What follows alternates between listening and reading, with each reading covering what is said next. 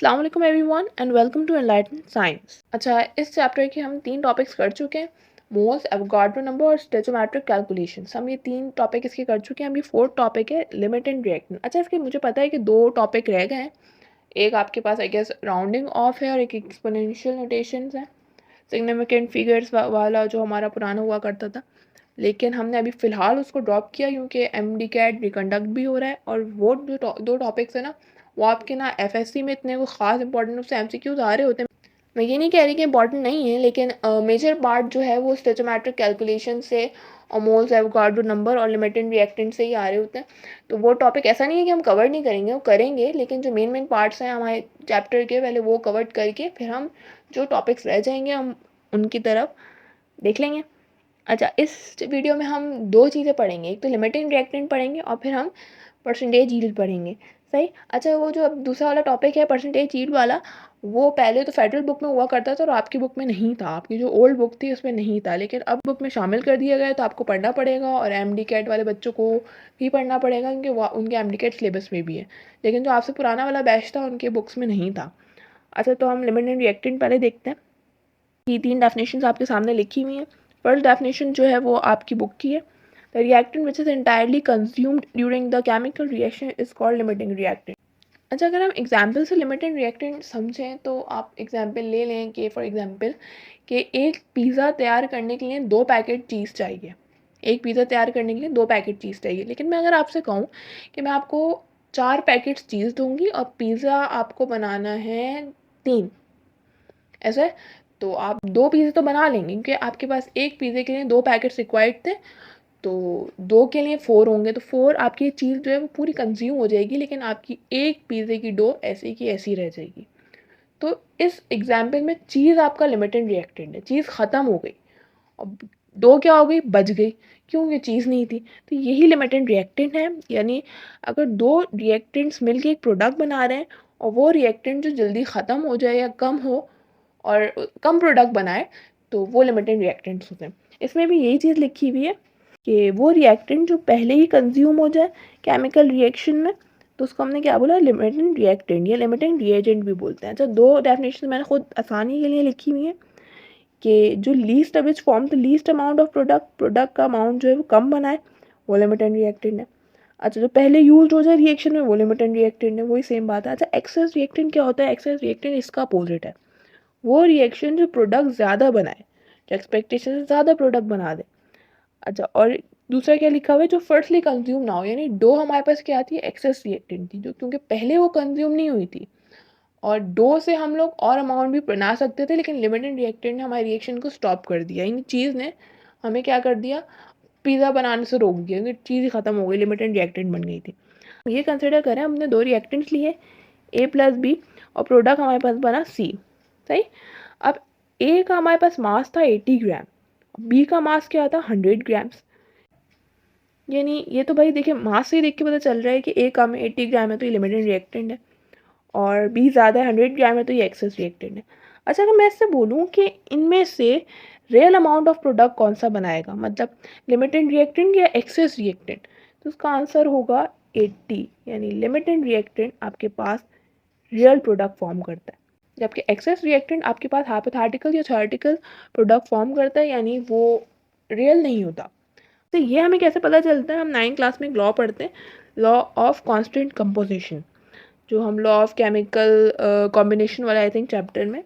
तो इस लॉ में हम क्या पढ़ रहे होते हैं, देखें, हमने कहा कि 2 हाइड्रोजन के मॉलिक्यूल्स में अगर मैं सल्फ़र का एक मॉलिक्यूल प्लस कर दूं, तो ये हाइड्रोजन सल्फेट बनाता है।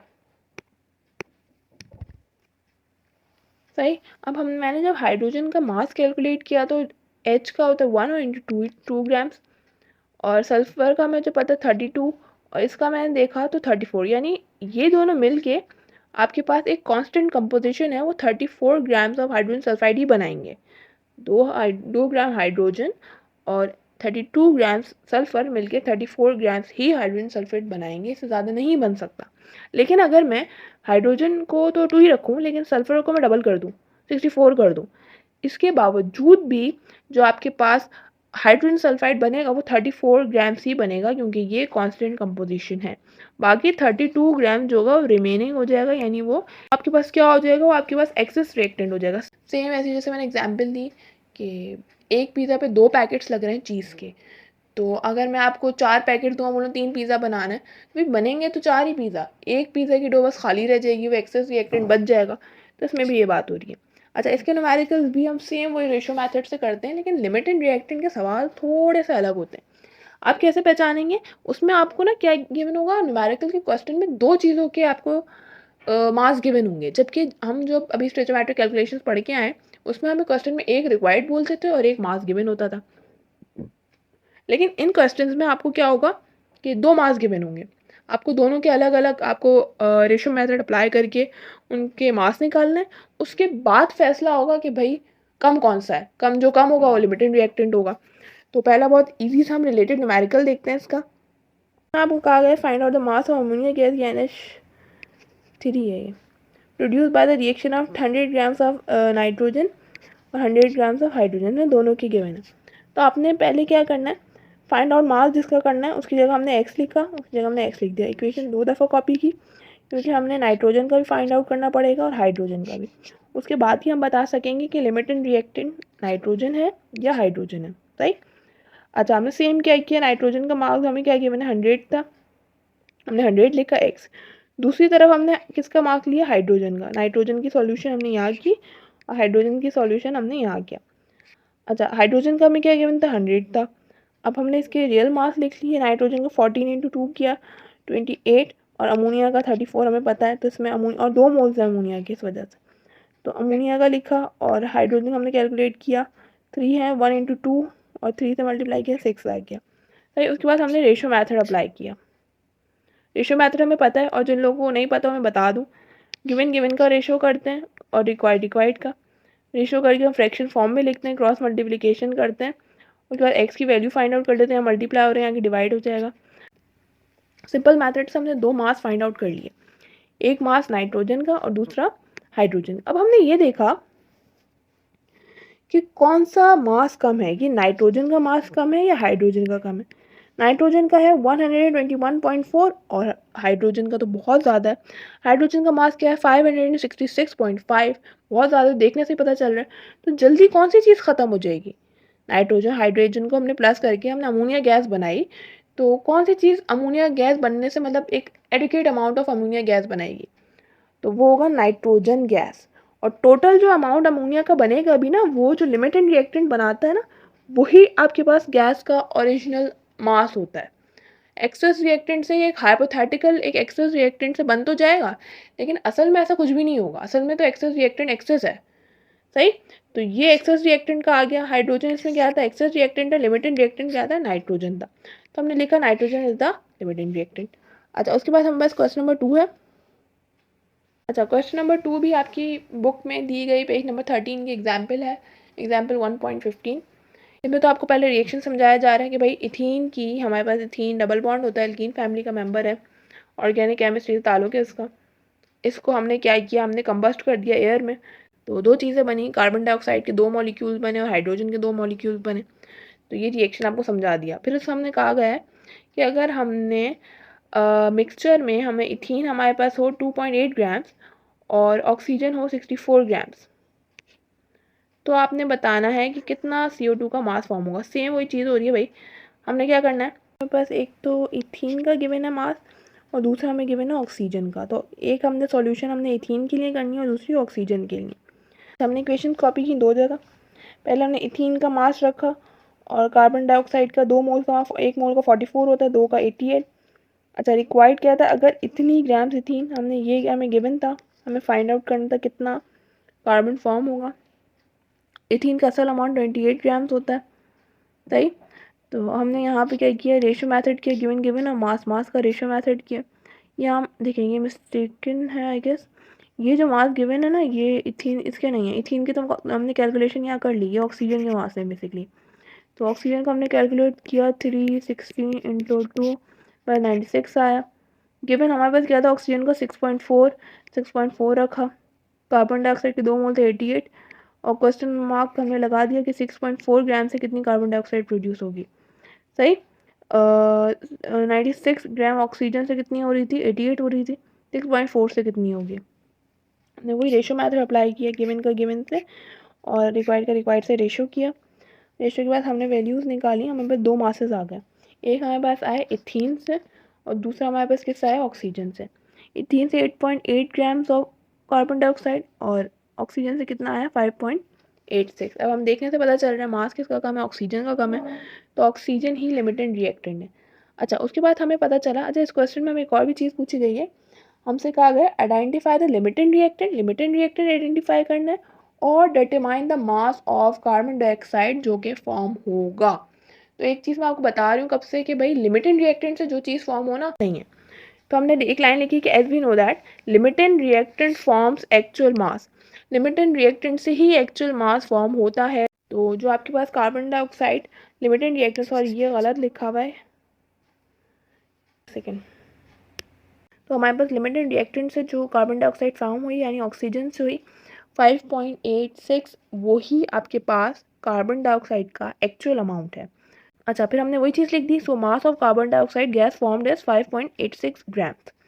ऑक्सीजन लिमिटेड रिएक्टेंट था, जो आपके पास गैस का अमाउंट लिमिटेड रिएक्टेंट से बनेगा वही एक्चुअल होगा। सही। एक्सेस से एक्सेस होगा, हाइपोथेटिकल होगा, असली में होगा ही नहीं ऐसा, वो बच जाएगा। असली में जो प्रॉपर पूरा काम होगा वो लिमिटेड रिएक्टेंट से ही होगा। फिर हमारे पास है क्वेश्चन नंबर 3। ये थोड़ा सा और टिपिकल हो गया और ये भी if I am not wrong आपकी बुक की एग्जाम्पल है। एग्जाम्पल है पेज नंबर 14 पे गिवन है, एग्जाम्पल 1.16। इसमें आपको एक पहले तो हमें ये समझा दिया कि हो क्या रहा है रिएक्शन में। एल्युमिनियम को हमने नाइट्रोजन से हीट किया, 700 सेल्सियस हमारे किसी काम का नहीं है, ये पूरी लाइन हमारी किसी काम की नहीं है। उसमें हमें कहा गया है एल्युमिनियम का हमें अमाउंट दिया गया और नाइट्रोजन का दिया गया। अब हमें फाइंड आउट क्या क्या करना है, लिमिटेड रिएक्टेंट करना है, मास ऑफ नाइट्रेट करना है, एल्युमिनियम नाइट्रेट यानी ALN जो प्रोड्यूस हुआ, और मास ऑफ एक्सट्रेट रिएक्टेंट। अच्छा, ये दो चीज़ें तो आसान है, ये तो हम सेम है, क्या करेंगे लिमिटेड रिएक्टेंट करेंगे, जो मास लिमिटेड रिएक्टेंट से आना है वही एल्युमिनियम नाइट्रेट का एक्चुअल अमाउंट होगा। इसमें थोड़ी चेंजेस करेंगे। हमारे आइटम एक मास गिवन है, एल्युमिनियम का 27, नाइट्रोजन का 14। दो दफ़ा इक्वेशंस लिखी, एक दफ़ा मास में हमने एल्युमिनियम का मास लिखा ये रहा, और दूसरी दफ़ा में मास हमने किसका लिखा, नाइट्रोजन का लिखा। ये एल्युमिनियम का नहीं है, ये नाइट्रोजन का है। सही। उसके बाद हमने गिवन और रिक्वायर्ड का रेशो किया। सही। अच्छा, इसका ऐसे कैलकुलेट किया, 2 एल्युमिनियम का 27 गिवन था प्लस नाइट्रोजन का 14, ये हमने किया था 82 ग्राम्स आ गया। फाइन हमें करना है कि 54 ग्राम्स में 82 आपके पास एल्युमिनियम नाइट्रेट प्रोड्यूस हो रहे थे, तो 67.5 ग्राम में कितना प्रोड्यूस होगा। और इसमें कहा गया था नाइट्रोजन हमने 28 ग्राम्स ली, तो 82 grams of aluminium nitrate produce हो रहा था, तो 140 से कितना होगा। अच्छा, फिर हमारे पास दो मासेस आए, एक तो ये वाला मास आया, ये वाला मास हमने किसमें, एल्युमिनियम के रिस्पेक्ट से आया, और ये वाला नाइट्रोजन से। अच्छा, फिर हमने देखा जो एल्युमिनियम से जो आंसर आया हमारा 102.5 ग्राम्स और नाइट्रोजन से जो आया वो 410। हमें देखते ही पता चल गया कि मास किसका कम है, एल्युमिनियम का। तो ऑब्वियस सी बात है कि एल्युमिनियम ने ही लिमिटेड रिएक्टेंट होना है। तो हमने एक आंसर लिख दिया, जैसे हमें क्वेश्चन में गिवन था ना ABCD करके, वैसे हमने एक आंसर लिख दिया कि एल्युमिनियम लिमिटेड रिएक्टेंट है।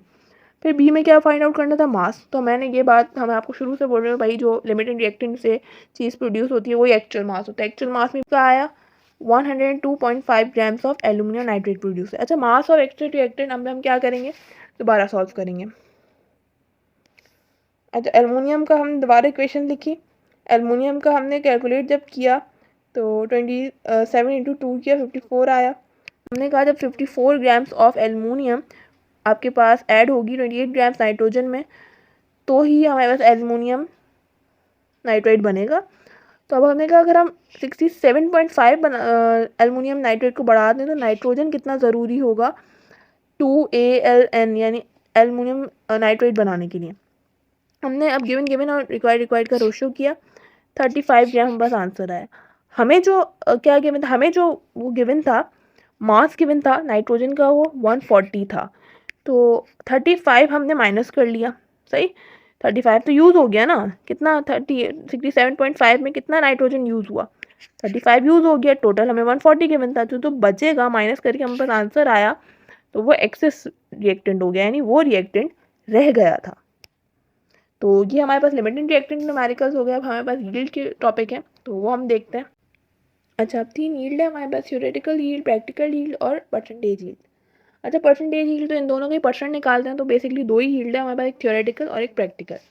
अच्छा, थ्योरेटिकल यील्ड वो होता है जो हम कैलकुलेशन से फाइंड आउट करें, सही, जो हमारा अंदाज़ा हो, थ्योरी। जैसे हम प्रैक्टिकली परफॉर्म करते हैं तो एक तरफ हमारी थ्योरी होती है और दूसरा प्रैक्टिकल।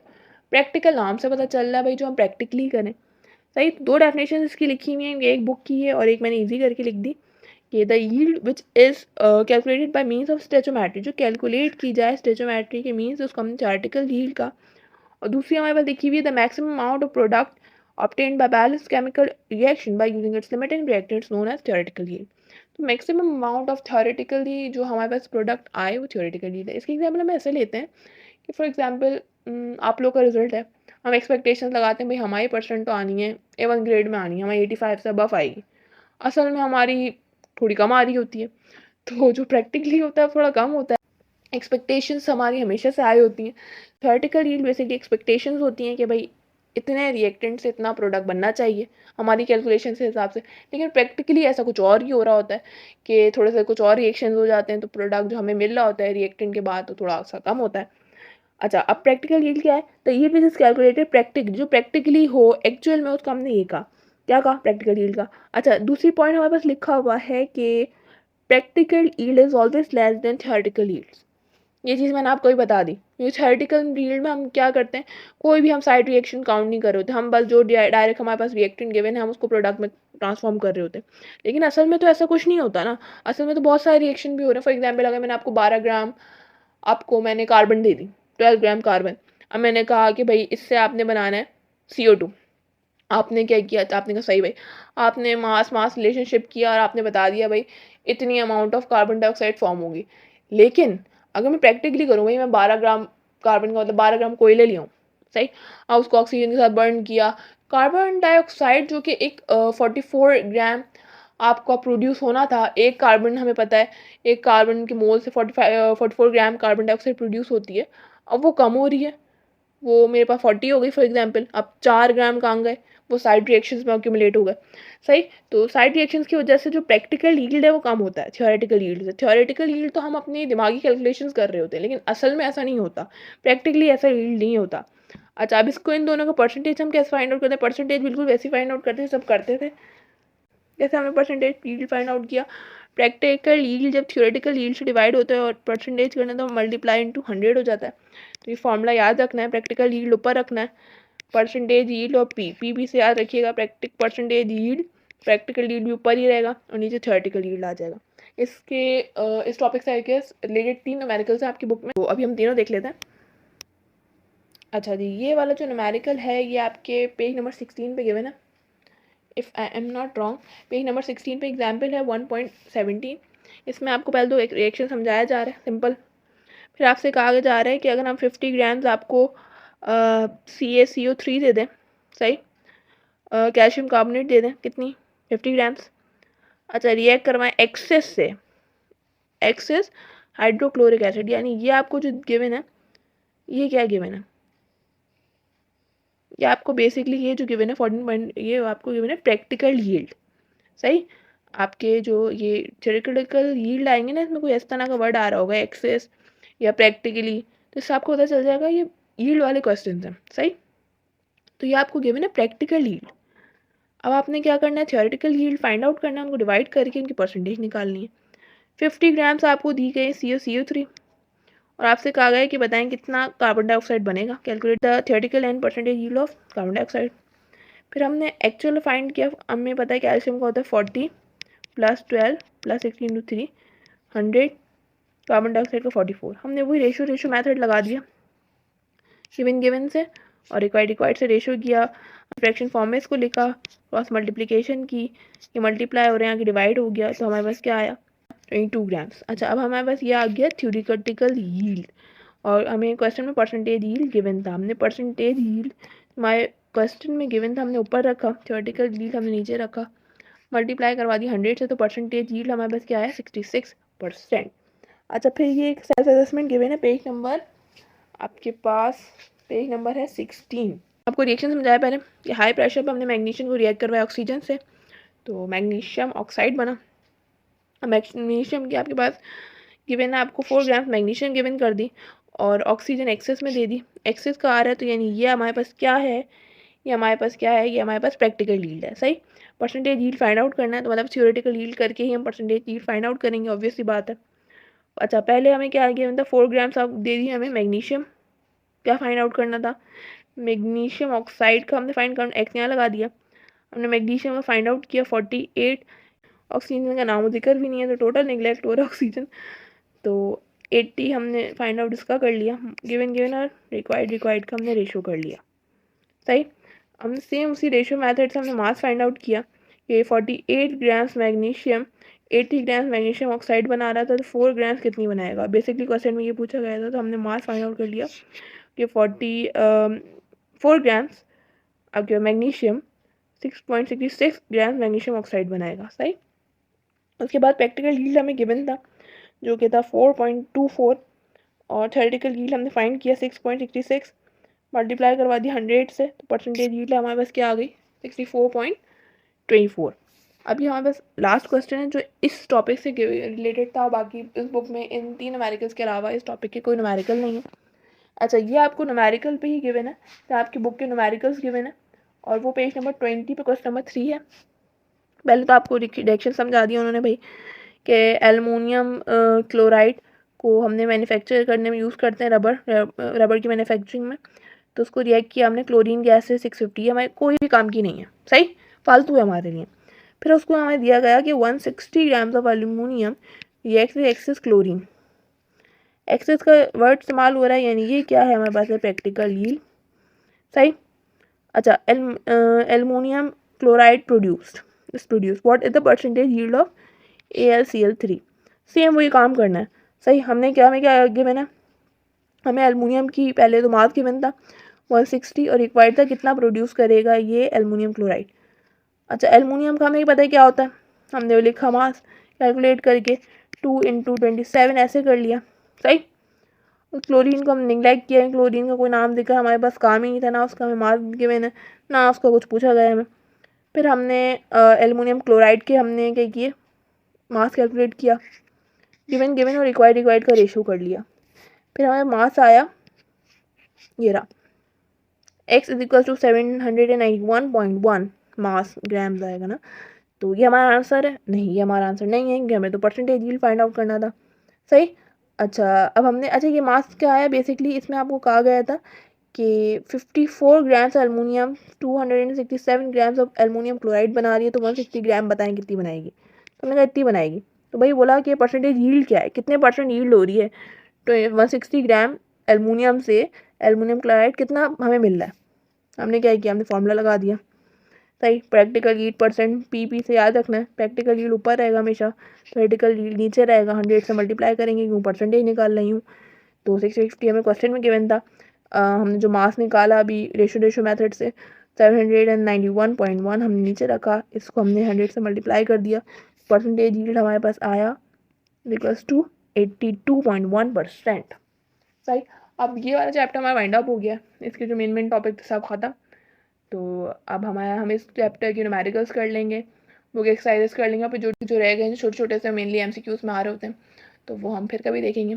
सही, आई होप आपको ये वीडियो पसंद आई होगी। If that's so, give this video big thumbs up and don't forget to subscribe. Thank you.